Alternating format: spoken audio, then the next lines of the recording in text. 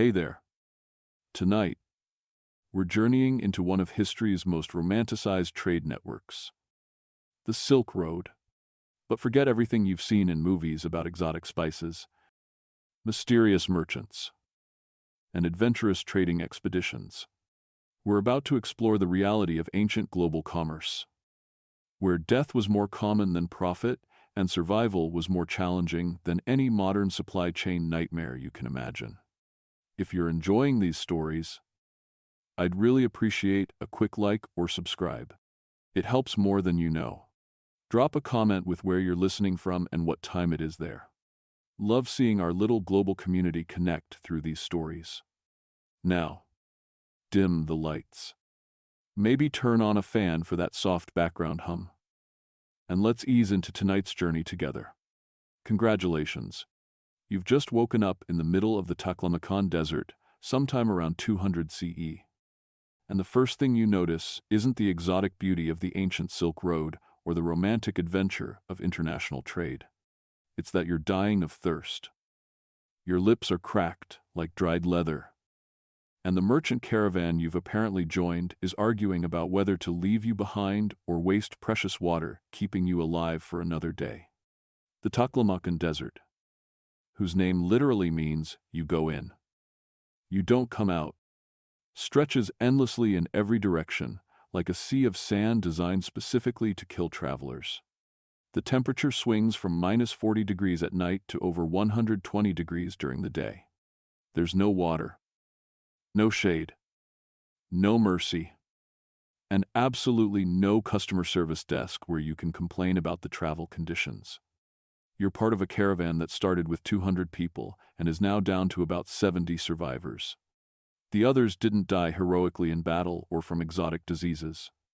They died from thirst, heat stroke, getting lost in sandstorms, or simply giving up and walking away into the desert when the psychological pressure of endless suffering became unbearable. Their bodies are still out there somewhere, slowly being covered by sand that will preserve them for future archaeologists to find and wonder why anyone thought this was a good idea.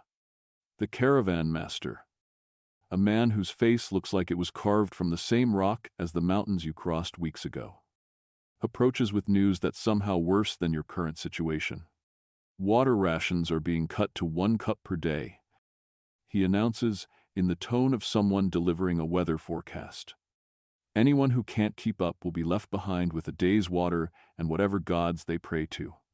This is when you learn that Silk Road trading operates according to economic principles that would make modern business consultants question their career choices. Every decision is based on brutal mathematics. Keeping sick travelers alive wastes water that healthy traders need for survival. Carrying extra supplies slows the caravan and increases exposure to bandits, sandstorms, and the dozens of other things that kill merchants on these routes. Your fellow travelers represent the international business community of the ancient world. And they're nothing like the exotic, mysterious figures you might have imagined. They're desperate people who've mortgaged everything they own to finance trading expeditions that have failure rates comparable to space missions, except with worse technology and no mission control to help when things go wrong. The Chinese merchant next to you invested his family's life savings in silk that he's carrying to Roman markets. If this expedition fails, his children will become indentured servants to pay off his debts. The Persian trader carrying spices borrowed money from loan sharks who will kill his wife if he doesn't return with sufficient profit. The Greek carrying glassware is fleeing political persecution and can never return home if this venture doesn't provide enough money to start a new life. Everyone in the caravan is running from something or toward something. But mostly they're just trying not to die in the desert while calculating whether the potential profits justify the very real possibility of never seeing home again. This isn't international commerce as you might understand it from modern global trade. This is economic desperation disguised as adventure. The daily routine of desert survival reveals why most Silk Road expeditions ended in failure rather than fortune. The caravan starts moving at 3 a.m. Not because it's convenient, but because traveling during daylight hours means death from heat exposure. You stumble through darkness, guided only by stars and the hope that the caravan master actually knows where he's leading you. By 6 a.m., the sun turns the desert into a furnace that makes Death Valley look like a pleasant vacation spot. The caravan halts, and everyone huddles under inadequate shade, provided by camels and improvised shelters that offer about as much protection as holding up a newspaper in a hurricane. The temperature climbs steadily until metal becomes too hot to touch and the sand burns through shoe leather. During the heat of the day, you lie motionless and try not to think about water while listening to other travelers slowly losing their minds from dehydration. Some people start talking to hallucinations. Others begin walking in circles. A few simply stop responding to external stimuli and sit staring at nothing until someone checks whether they're still breathing. The afternoon brings sandstorms that can last for days and reduce visibility to zero. You wrap cloth around your face and try to breathe, while sand particles find their way into your eyes, nose, mouth, and every piece of equipment the caravan depends on for survival. The sand gets into food supplies, water containers, and navigation equipment. People get separated from the caravan and disappear forever, their voices gradually fading in the distance as they walk in the wrong direction towards certain death. As evening approaches and the temperature becomes merely unbearable instead of instantly lethal, the caravan resumes movement. You walk through the night across terrain that shifts constantly under your feet, following landmarks that might or might not still exist, and trusting your life to a caravan master whose knowledge of desert navigation was learned through trial and error expeditions, where the errors killed everyone who made them. The social hierarchy of the caravan reveals itself through who gets water first, who sleeps closest to the fires, and who gets abandoned when the going gets tough. The caravan master has absolute authority because he's the only person who allegedly knows the route to the next water source. Below him are the armed guards who might protect you from bandits or might decide that your trade goods are worth more than your life. The merchants occupy a middle tier where everyone smiles during negotiations while planning to rob each other if opportunities arise. Trust is a luxury that nobody can afford when survival depends on resources that someone else currently possesses. Partnerships form and dissolve based on changing calculations of who's most likely to survive and who's carrying the most valuable cargo. At the bottom of the hierarchy are the slaves, who represent some of the most valuable trade goods on the Silk Road. These aren't volunteers seeking economic opportunity. They're people who were captured, purchased, or born into bondage, being transported like any other commodity to markets where human beings are bought and sold with less legal protection than livestock. The camels, ironically, are treated better than most of the human travelers because camels are harder to replace and more essential for caravan survival. A healthy camel is worth more than several human lives, and everyone understands this economic reality. When water runs short, camels drink before people. When food is scarce, camels eat before people. When the caravan must lighten its load, people are abandoned before camels are. Your first week on the Silk Road teaches you that international trade in the ancient world wasn't about cultural exchange or mutual enrichment. It was about moving high-value goods across dangerous terrain using expendable human labor to generate profits for investors who stayed safely at home. The romance of exotic travel dissolves pretty quickly when you're rationing water in a desert that kills people for making navigation errors. The caravan's water supplies reveal the mathematical precision of desert survival. Every person needs at least 2 cups of water per day to avoid dying from dehydration. But carrying enough water for the entire journey is impossible because water weighs 8 pounds per gallon and the caravan is already carrying maximum loads of trade goods. This creates a gamble where the caravan bets that water sources marked on ancient maps will still exist when they arrive. Sometimes the gamble pays off, and you find an oasis with enough water to refill containers and continue the journey. Sometimes you find a dry hole where an oasis used to be, forcing the caravan to turn back and try alternative routes that might or might not exist. Sometimes you find water that's been poisoned by previous travelers or contaminated by dead animals, creating a choice between dying slowly from thirst or dying quickly from poison. As your first week on the Silk Road ends, you've watched stronger people than you give up and walk away from the caravan to die alone in the desert, rather than continue enduring conditions that make medieval torture seem pleasant by comparison. You've learned that the exotic spices, precious silk, and mysterious Eastern goods that reached European markets were literally paid for with human lives at exchange rates that would shock modern sensibilities.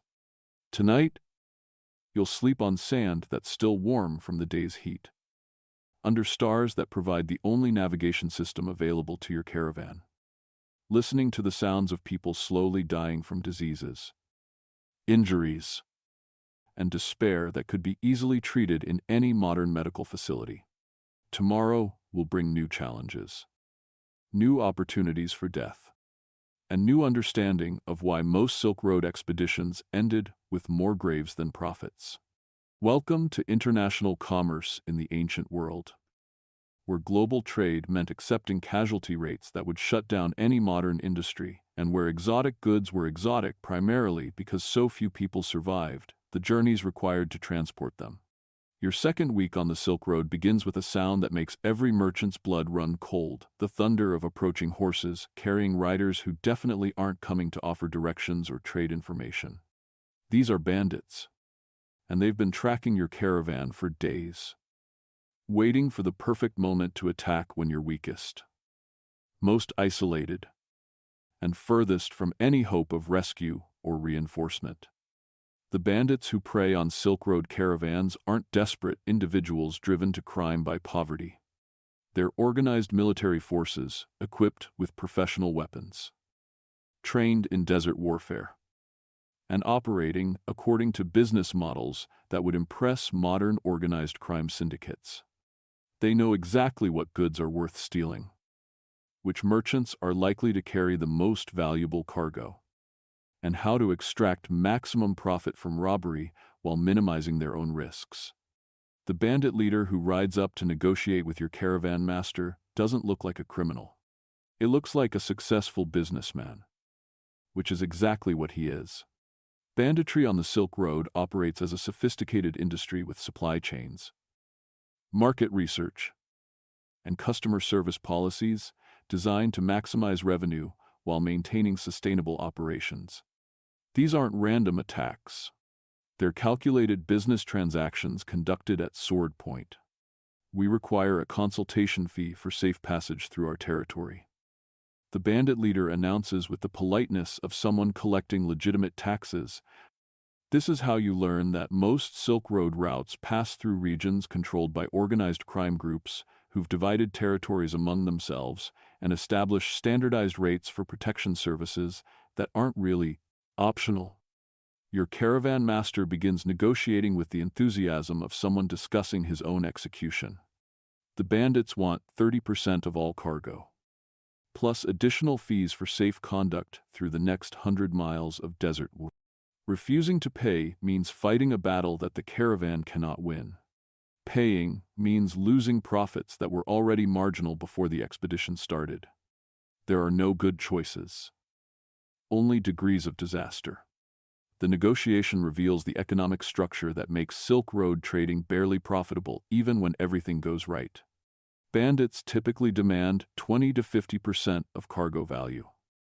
But they're not the only ones collecting fees. Local warlords require tribute payments. Government officials demand bribes. Customs agents want their cut.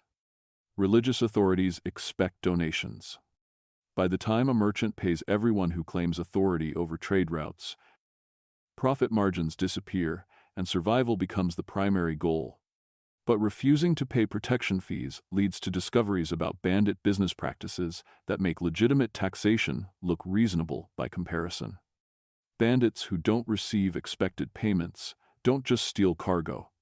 They kidnap merchants for ransom, destroy water supplies to force caravans into impossible situations, and sometimes torture travelers to encourage compliance from future expeditions. The ransom business operates with efficiency that would impress modern insurance companies. Bandits evaluate each merchant's family wealth, business connections, and potential ability to pay before setting ransom amounts. They maintain networks of informants in major trading cities who provide detailed financial information about merchants before caravans even leave on expeditions. They know exactly how much each traveler is worth before deciding whether to kill them quickly or keep them alive for extended profit extraction. Your fellow merchants begin disappearing during the night as different bandit groups claim their shares of human cargo. The Chinese silk trader is taken because his family operates successful businesses in Chang'an and can afford substantial ransom payments.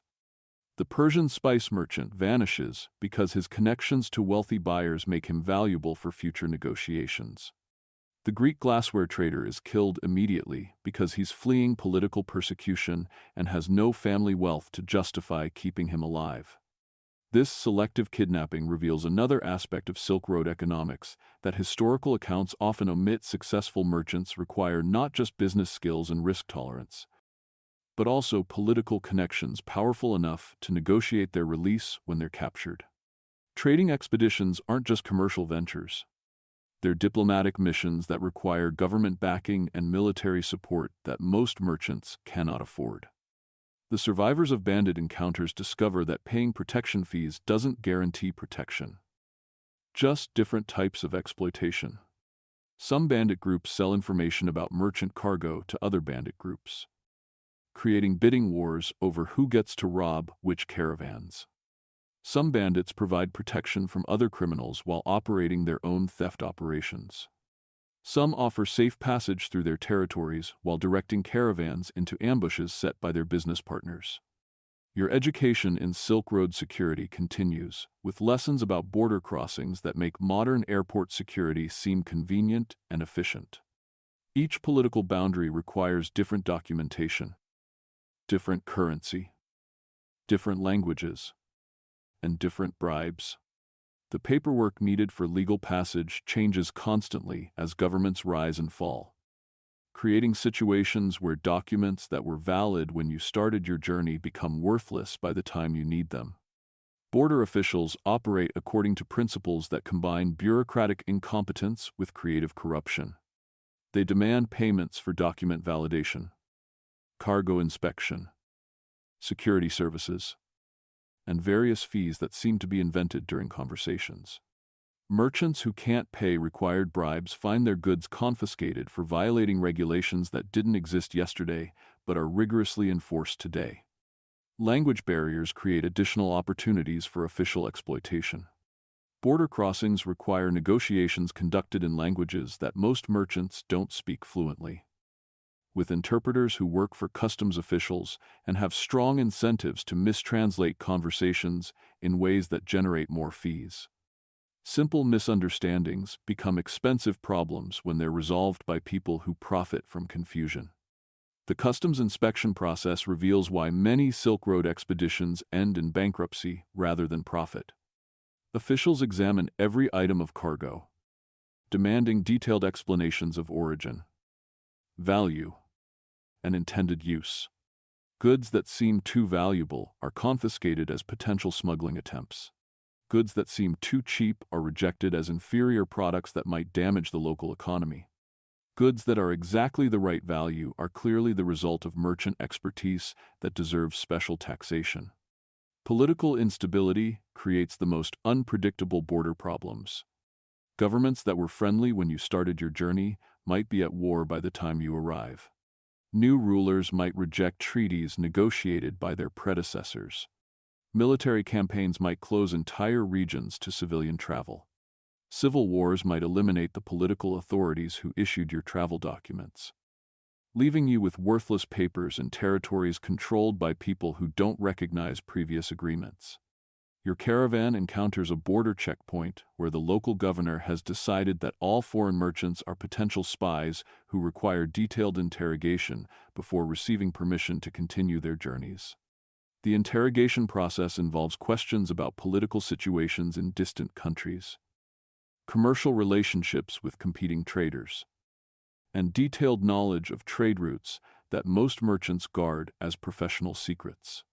The disease situation along Silk Road routes adds medical disasters to the growing list of threats facing merchant expeditions. Trade routes become disease transmission networks that spread epidemics across continents faster than medical knowledge can develop treatments or prevention methods. Merchants don't just carry silk, spices, and precious metals. They carry bubonic plague, smallpox, typhus, and other diseases that kill more traders than bandits. Weather or accidents combined.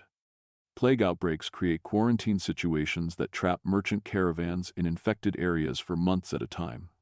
Cities close their gates to all travelers when epidemics begin spreading, regardless of merchant protests about perishable cargo or financial obligations. Caravans that arrive at destinations during plague outbreaks find themselves stuck outside city walls, with no way to sell their goods and no safe place to wait for conditions to improve. The medical care available to Silk Road travelers makes battlefield surgery look sophisticated by comparison. Diseases that modern medicine treats easily become death sentences for merchants who lack access to basic medical supplies or trained physicians. Infected wounds become life-threatening because antibiotics won't be invented for another 1,000 years. Broken bones heal incorrectly because proper surgical techniques don't exist outside major cities. Water contamination creates constant health crises for desert travelers who must choose between dying from thirst or drinking water that's likely to cause dysentery, cholera, or other diseases that kill through dehydration. Wells along trade routes become contaminated by human waste, dead animals, and deliberate poisoning by hostile groups who want to eliminate commercial competition. Food poisoning becomes inevitable when caravans carry preserved meat and dried vegetables for months without refrigeration or proper storage techniques.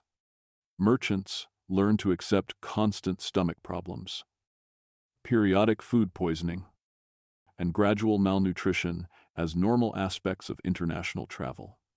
The alternative is carrying fresh food that spoils quickly and attracts insects, rodents, and other pests that create additional health hazards.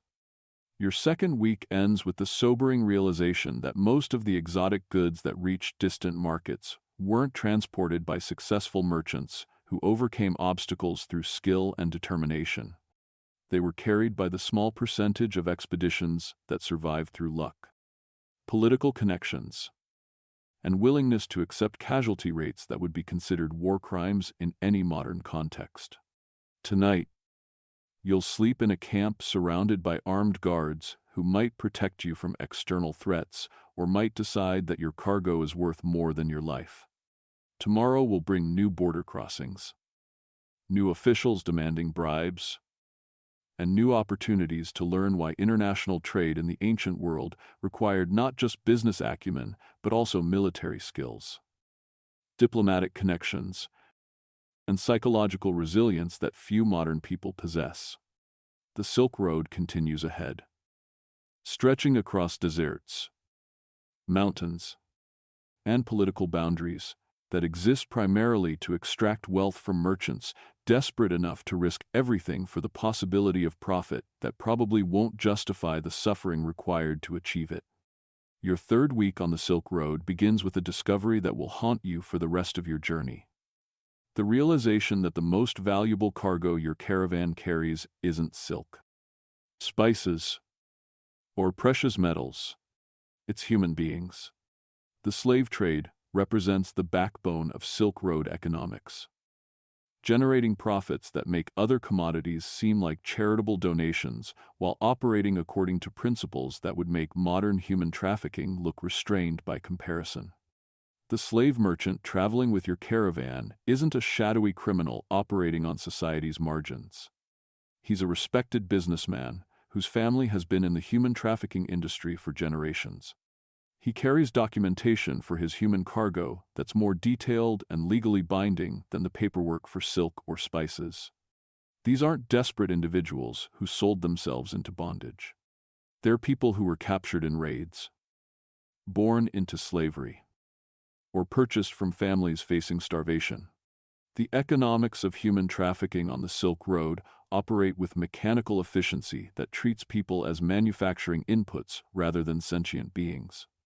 A healthy adult slave costs less than a good horse, but generates more long-term revenue through decades of unpaid labor. Children are particularly valuable because they can be trained in specific skills and will provide longer service periods. Women face additional horrors, as they're evaluated for reproductive capacity as well as labor potential. The transportation conditions for human cargo reveal the mathematical precision of Silk Road slavery. Slaves are chained together to prevent escape, but not so tightly that they can't walk. They're fed enough to maintain basic health, but not enough to maintain strength for resistance. They're allowed minimal rest periods to prevent death from exhaustion, but not enough recovery time to plan rebellions or coordinate escape attempts. The mortality rate for slaves during transportation averages 30 to 40%, which the slave merchants have calculated into their pricing structures. They deliberately transport more people than they expect to deliver, planning for deaths from disease, exhaustion, suicide, and attempted escapes. The survivors arrive at slave markets in conditions that make their subsequent treatment seem merciful by comparison. Your fellow merchants participate in this system not because they're inherently evil, but because slave trading generates the highest profit margins available on Silk Road routes. Silk might double in value during a successful expedition. Spices might triple in price if market conditions are favorable. Slaves routinely generate profits of 10 to 20 times their purchase price, making human trafficking the only consistently profitable aspect of long-distance trade. The slave markets at major Silk Road cities operate with the efficiency of modern commodities exchanges. Buyers evaluate slaves according to standardized criteria: physical strength, age, health status, skill sets, and psychological compliance. Prices fluctuate based on supply and demand factors, seasonal labor needs, and regional conflicts that create sudden surges in availability or demand for human labor. The auctions themselves reveal the complete dehumanization that makes slave trading psychologically tolerable for participants. People are displayed, examined, and sold using terminology borrowed from livestock trading. Buyers inspect slaves' teeth, muscles, and general physical condition the same way they'd evaluate horses or cattle. The slaves' previous lives, families, and cultural identities become irrelevant, commercial details that don't affect market pricing. But the slave trade represents only the most obvious form of human exploitation that drives Silk Road economics. The debt slavery system traps merchants, craftsmen, and even relatively wealthy traders in financial obligations that effectively eliminate their freedom without requiring formal ownership transfers. This system operates through loan arrangements that would be considered illegal in any modern financial regulatory environment. Merchants who lack sufficient capital to finance trading expeditions borrow money at interest rates that typically range from 50 to 200% annually. These loans are secured not just by the merchant's cargo or property, but by the merchant's personal freedom and often by family members who become collateral for loan agreements. Failure to repay debts on schedule results in the borrower becoming an indentured servant until the debt is satisfied. The debt terms are structured to make repayment nearly impossible under normal circumstances. Interest compounds daily.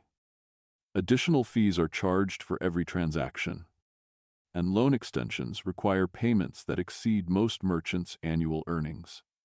Successful trading expeditions barely generate enough profit to cover interest payments, while failed expeditions create debt burdens that condemn entire families to generations of servitude. Your Chinese silk merchant explains his financial situation with the resignation of someone describing a terminal medical diagnosis.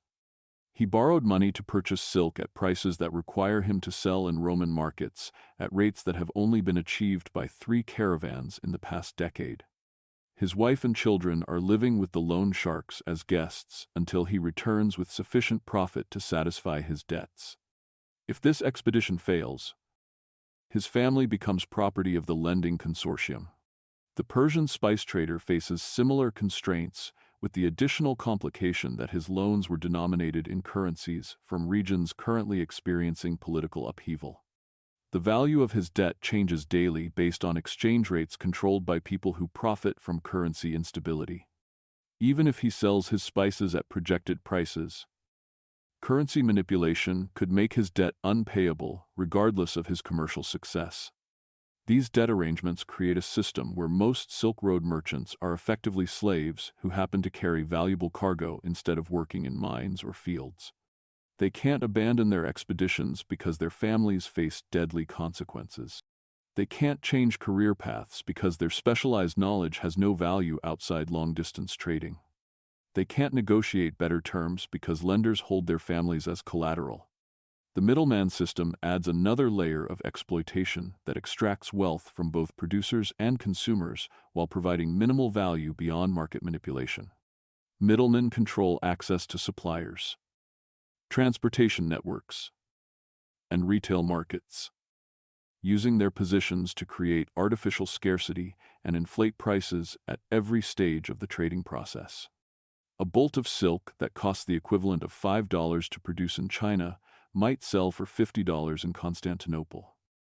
But the original producer receives only the initial $5, while the final consumer pays the full $50. The $45 difference disappears into a network of intermediaries who contribute nothing to the production or transportation process, but extract maximum profit from controlling market access. These middlemen operate sophisticated price manipulation schemes that would impress modern financial criminals.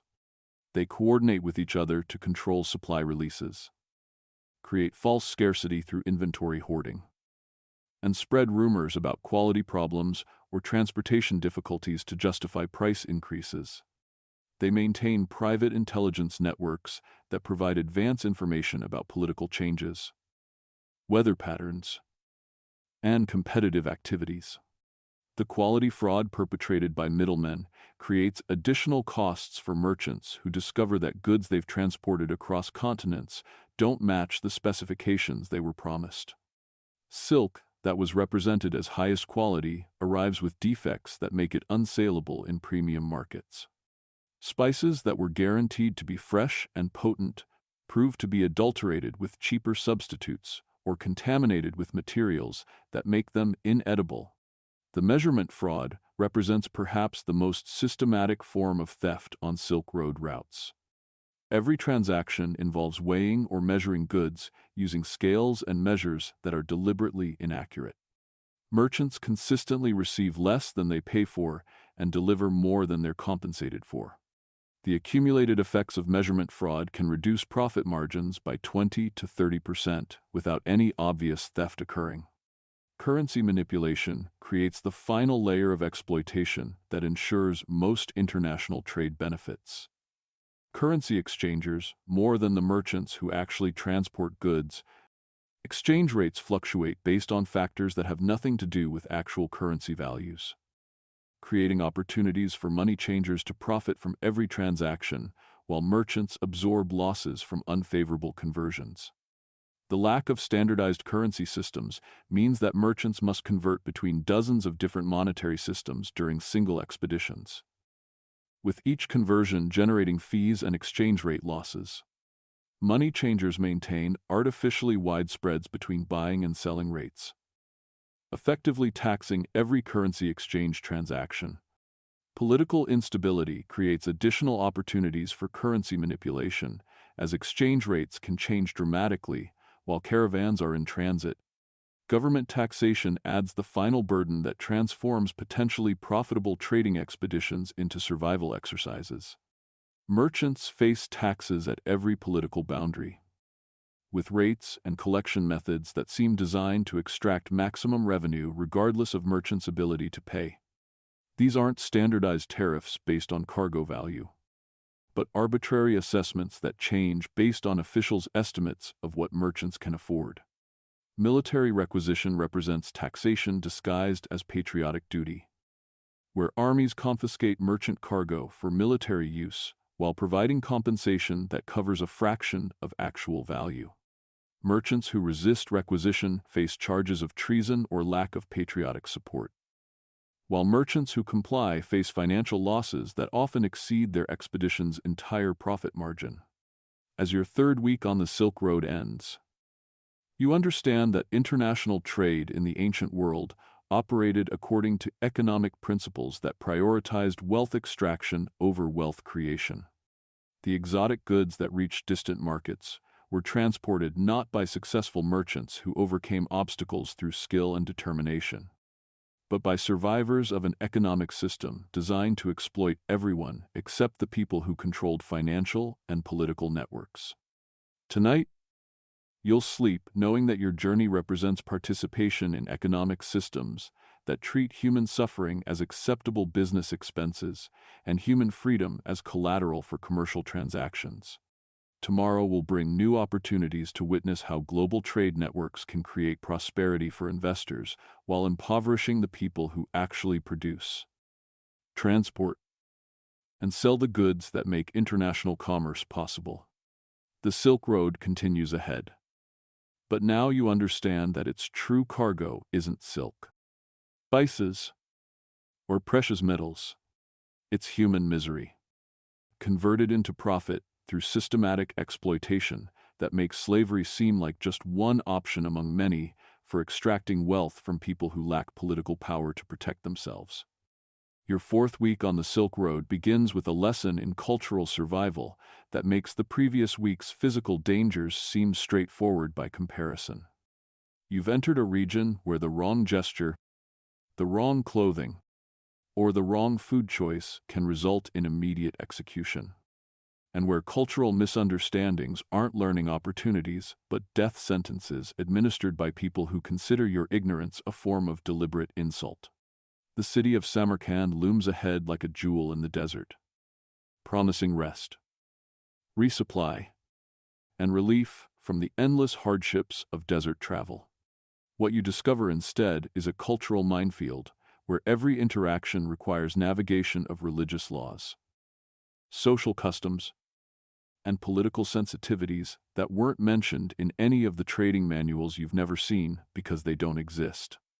Your first cultural collision occurs before you even enter the city gates.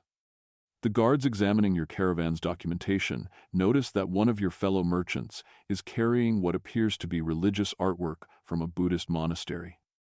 Unfortunately, this particular region is currently experiencing a wave of religious iconoclasm where possession of Buddhist imagery is considered evidence of heretical beliefs punishable by immediate death.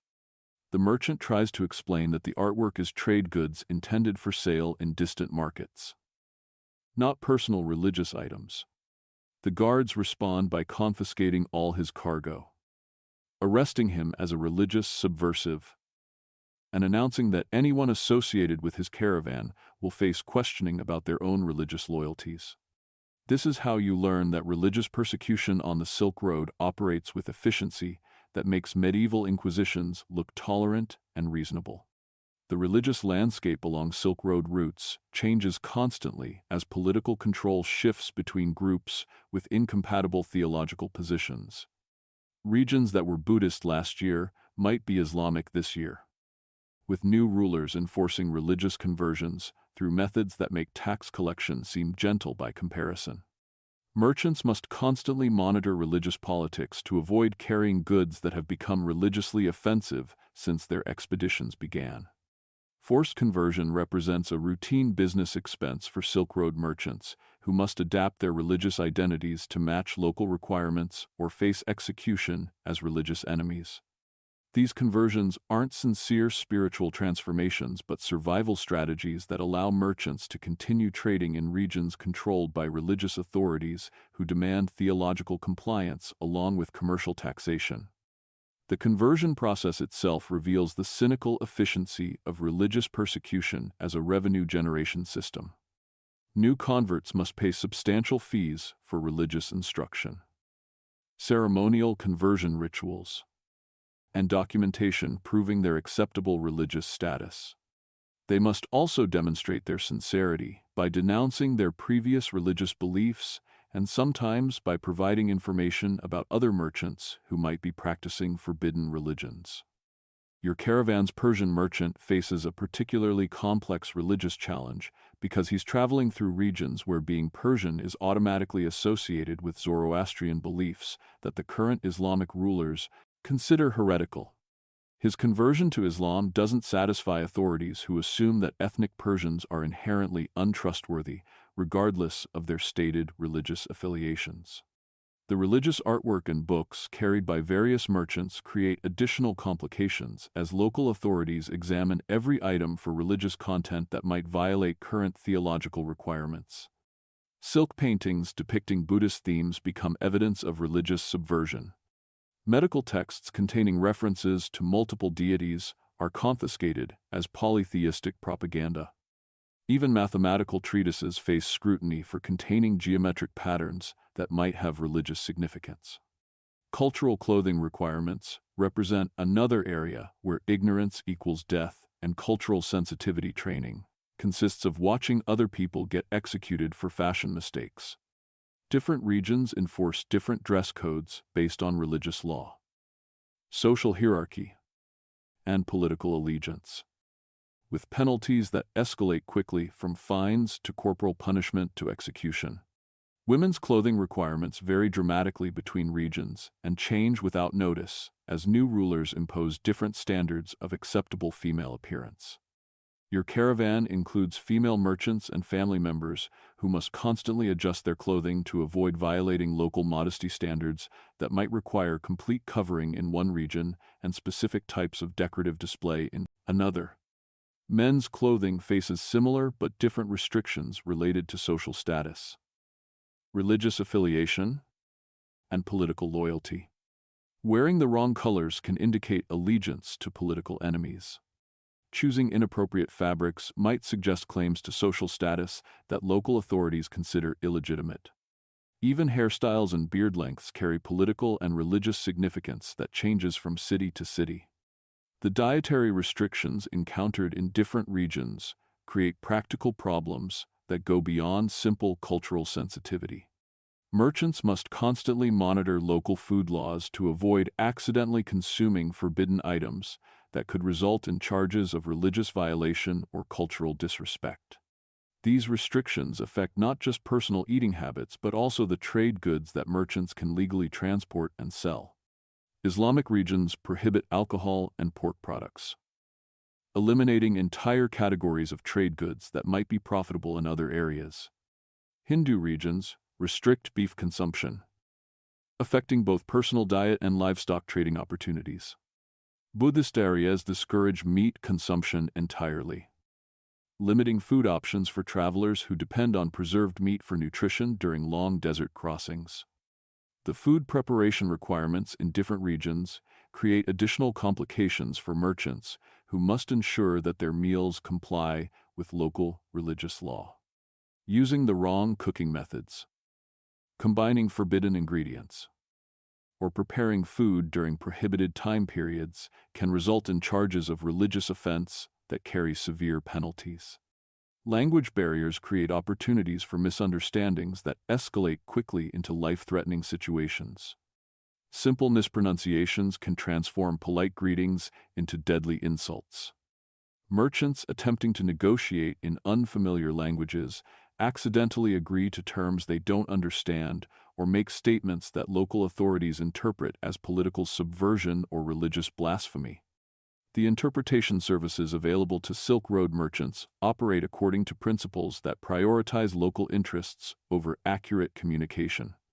Interpreters often work for local authorities and have strong incentives to mistranslate conversations in ways that generate more fees, create legal problems for foreign merchants, or provide intelligence information to local political leaders.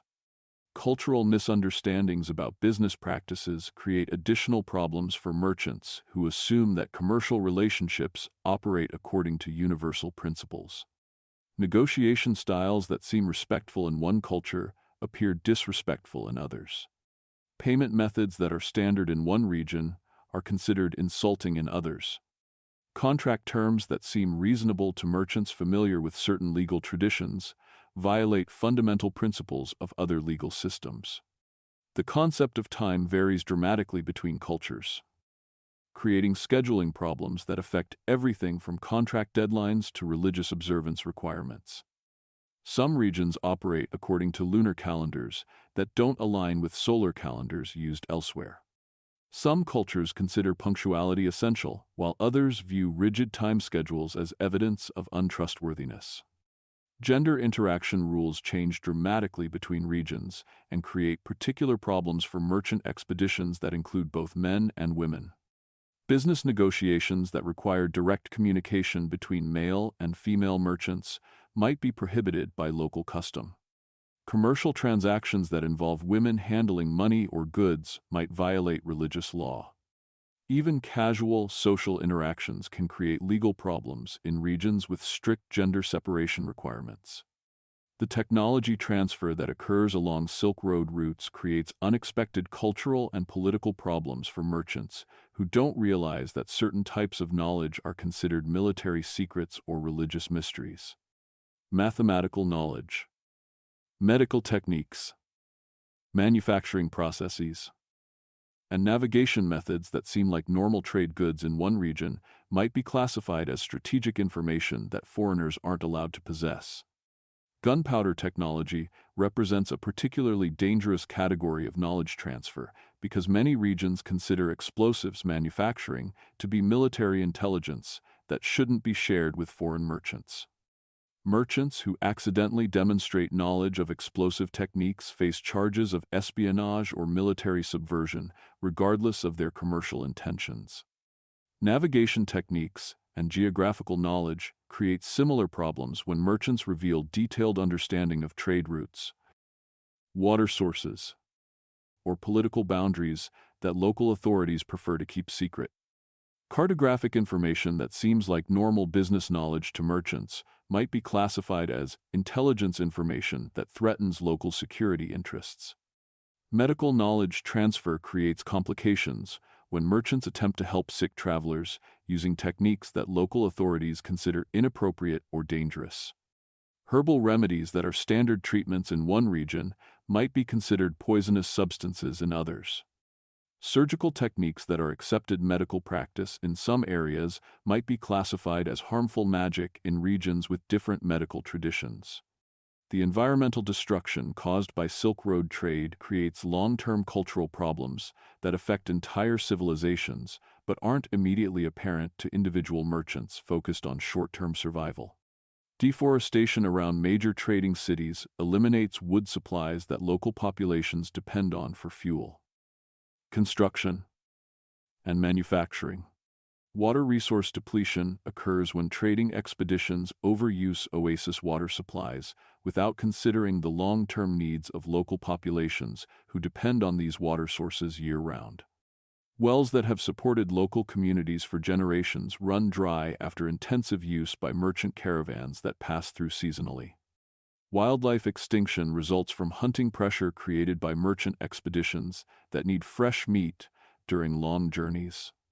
Species that were once common along trade routes disappear as commercial hunting eliminates breeding populations. This wildlife loss affects local communities who depend on hunting for subsistence and cultural practices. As your fourth week ends, you understand that cultural collision on the Silk Road isn't about fascinating exchanges between different civilizations, leading to mutual enrichment and understanding. It's about systematic destruction of local cultures, forced religious conversions, environmental devastation, and the spread of diseases and social problems that destroy communities for generations after merchant caravans have moved on to create similar problems elsewhere. Tonight, you'll sleep in a city where your survival depends on perfect compliance with cultural rules you don't understand. administered by authorities who profit from your mistakes and consider your cultural background evidence of inherent untrustworthiness. Tomorrow will bring new opportunities to witness how international trade networks can spread cultural destruction more efficiently than cultural exchange. The Silk Road continues ahead. But now, you understand that its legacy isn't cultural synthesis and mutual understanding between civilizations. It's the systematic replacement of local cultures with commercial relationships that benefit distant investors while destroying the communities that actually produce the goods that make international trade profitable. Your final week on the Silk Road doesn't begin with bandits, diseases, or cultural persecution. It begins with something far more devastating to the merchants who've risked everything on these routes. The quiet arrival of Portuguese ships in harbors that will make overland trade routes economically obsolete within a generation. You're witnessing the end of an era that lasted over 1,000 years. And most of the people around you don't realize that their entire way of life is about to disappear. The news arrives through whispered conversations between merchants who've heard rumors from coastal trading posts. European ships have discovered sea routes around Africa that connect directly to Asian ports, eliminating the need for overland transportation across hostile territories controlled by bandits, corrupt officials, and religious extremists. These ships can carry more cargo, travel faster, and avoid most of the human and financial costs that make Silk Road trading barely profitable even under ideal circumstances. Master Chen, the Chinese silk merchant whose family has controlled trade routes for 6 generations, listens to these reports with the expression of someone receiving a medical diagnosis that's both terminal and incomprehensible. His entire social identity, his family's wealth, his children's future, and his understanding of how international commerce works are all built around overland trade networks that are becoming economically irrelevant while he's still traveling them. The mathematics of maritime competition reveal why Silk Road trading cannot survive technological innovation that offers superior alternatives. A ship can carry cargo equivalent to 50 caravans while requiring crew sizes smaller than single merchant expeditions. Ships travel continuously rather than stopping for political negotiations, religious compliance, and bandit negotiations that can delay caravans for weeks or months. Maritime routes avoid the systematic exploitation that makes overland trading so expensive and dangerous. Ships don't pay tribute to bandits, bribes to border officials, or protection fees to religious authorities. They don't lose 30 to 40% of their cargo to theft, spoilage, and political confiscation. They don't require armed guards, diplomatic protection, or the specialized knowledge needed to navigate cultural and political obstacles. The Portuguese ships represent more than improved transportation technology. They represent a completely different approach to international trade that prioritizes efficiency over tradition, profit over political relationships, and technological innovation over cultural accommodation. European merchants operating these ships don't need to understand local customs, learn foreign languages, or adapt to religious requirements in dozens of different regions. Your Persian spice merchant realizes that his specialized knowledge of desert navigation, cultural negotiation, and political relationships has become worthless overnight. The language skills that took decades to develop, the cultural knowledge that required years of dangerous experience, and the political connections that cost fortunes to establish are all irrelevant when ships can bypass the entire network of intermediaries that controlled overland trade. The speed of maritime transportation creates additional competitive advantages that overland routes cannot match. Ships traveling from Asia to Europe complete their journeys in months rather than years, delivering goods that are fresher, more valuable, and available during seasonal demand periods. Perishable goods that cannot survive overland transportation become profitable maritime cargo. Market timing becomes possible with maritime trade in ways that overland transportation cannot achieve. European merchants can respond to price changes, seasonal demand patterns, and political developments in Asian markets, with response times that make overland trading seem hopelessly slow and inflexible. Ships can change destinations, modify cargo loads, and adapt to market conditions during voyages. The political advantages of maritime trade eliminate many of the risks that make overland trading so dangerous and expensive. Ships operate in international waters beyond the control of the bandits, corrupt officials, and religious authorities who extract wealth from overland merchants. Maritime trade doesn't require negotiating with hostile governments, paying tribute to local warlords, or adapting to religious persecution. European colonial expansion creates additional competitive pressures that destroy the political foundations of Silk Road trading. Portuguese, Dutch, and eventually British naval forces established direct control over Asian production centers, eliminating the network of middlemen and local authorities who profited from overland trade. Colonial administration replaces the complex political relationships that overland merchants needed to navigate. The establishment of European trading posts in Asian ports provides secure bases for maritime operations that overland merchants cannot match.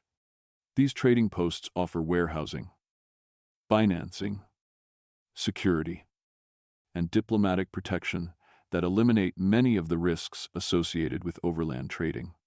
European merchants can operate from fortified bases rather than traveling through hostile territory with vulnerable caravans. Your caravan encounters the first signs of route abandonment when you reach a major trading city that has been partially deserted by merchants who've shifted their operations to coastal ports.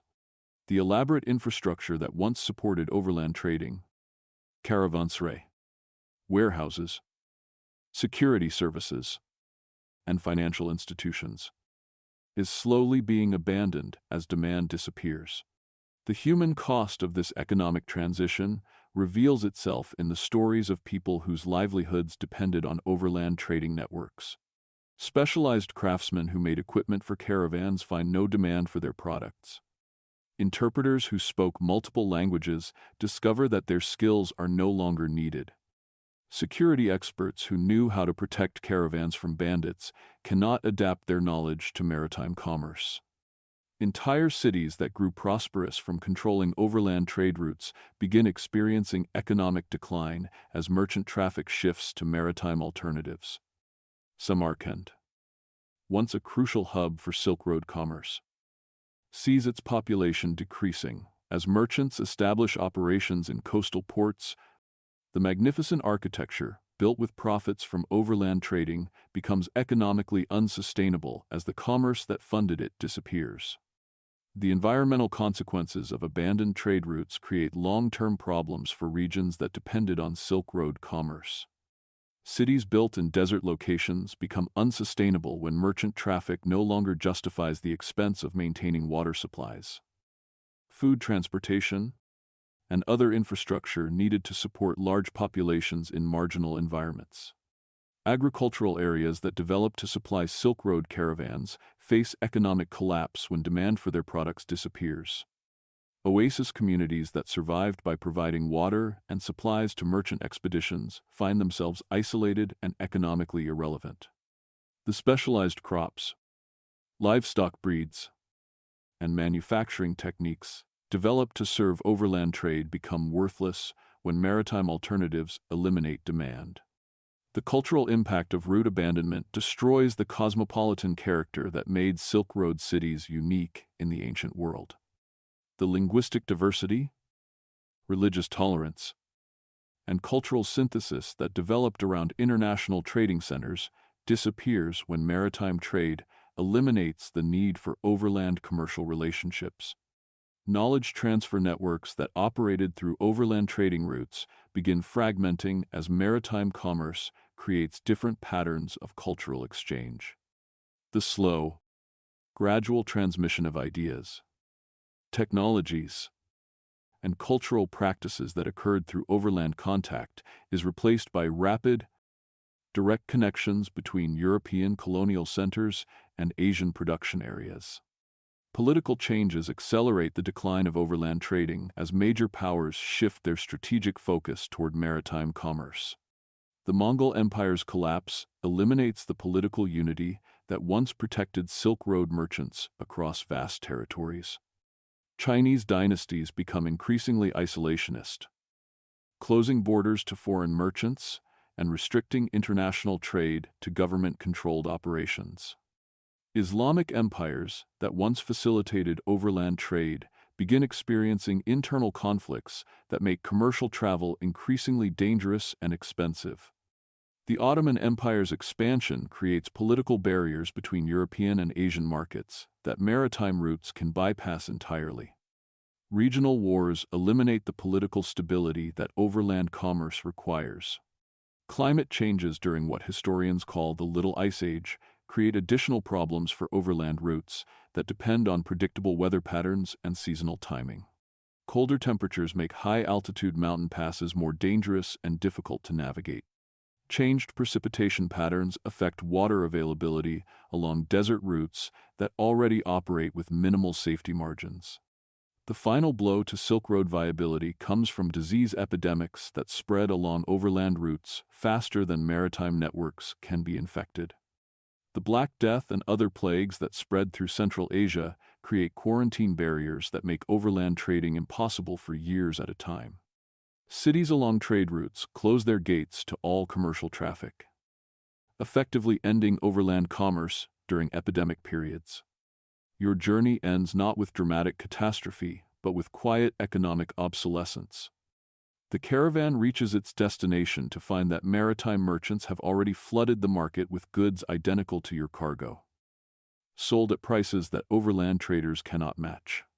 The silk you've transported across deserts and mountains while losing half your companions to disease, bandits, and cultural persecution is worth less than the cost of the expedition that brought it here.